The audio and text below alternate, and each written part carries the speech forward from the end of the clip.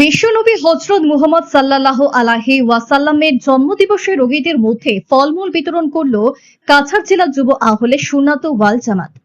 সোমবার ঈদে মিলাদুন্নবীর রাতে শিলচরে কাছাড় ক্যান্সার হাসপাতালে চিকিৎসাধীন রোগীদের মধ্যে বিভিন্ন ধরনের ফলমূল বিতরণ করা হয়। এ বিষয়ে বক্তব্য উপস্থাপন করতে গিয়ে জেলা যুব আহলে সুন্নতের সাধারণ সম্পাদক মজবুল হক লস্কর জানান, সর্বকালের সেরা মহামানব হযরত মুহাম্মদ সাল্লাল্লাহু আলাইহি ওয়াসাল্লাম ছিলেন বিশ্বের শান্তির বাহক। তার আগমনেই আলোকিত হয়েছিল ইহজগৎ। তাই নবী মুহাম্মদের জন্মদিবসে রোগীদের পাশে থাকার প্রয়াস করেছেন তারা বলে জানিয়েছেন মজবুল।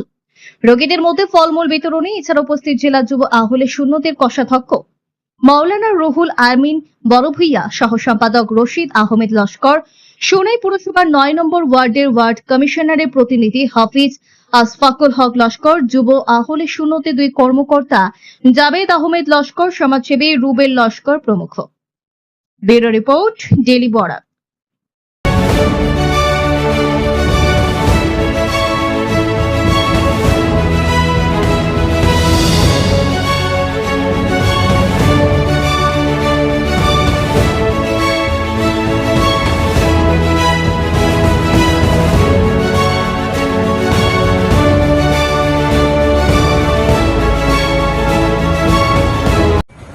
রবিউল আউয়াল আমাদের প্রিয় নবী হযরত মুহাম্মদ মুস্তাফা সাল্লাল্লাহু আলাইহি ওয়াসাল্লামের জন্মদিবস উপলক্ষে আমরা কাছাড় জেলা যুব আহলে সুন্নাত ওয়াল জামাতের পক্ষ থেকে ইতিমধ্যে আমরা কাছাড় ক্যান্সার হসপিটাল শিলচরে উপস্থিত আছি। এখানে আমরা হসপিটালে থাকা রোগীদের মধ্যে আমরা ফলমূল এসব বিতরণ করেছি।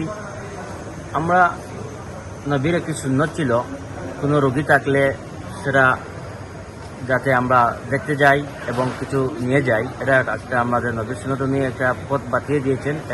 সেটাকে অনুসরণ করে আজকের দিনে আজকে যার আগমনে এই জগৎ উজালা হয়েছে, যিনি আমাদের কাছে একজন শান্তির বাহক ছিলেন, যার মাধ্যমে সমগ্র বিশ্বে শান্তি এসেছে, আজকে সেই একজন আমাদের সর্বকালের মহামানব হযরত মুহাম্মদ সাল্লাল্লাহু আলাইহি ওয়াসাল্লামের জন্মদিন উপলক্ষে আমাদের এই ক্ষুদ্র প্রয়াস আমরা চেষ্টা করেছি এখানকার রোগীদের কাছে পাশে থাকার জন্য। আমরা আমাদের সাধ্য মতে আমরা যে ভাইয়েরা এখানে আপনারা দেখছেন, আমরা সবাই মিলে আজকে কিছু খাবার প্যাকেট নিয়ে আমরা এখানে এসেছি।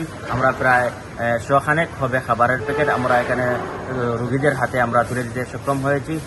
আর আগামীতে ইনশাআল্লাহ আমরা আরও কিছু বড় ধরনের করার চেষ্টা করব।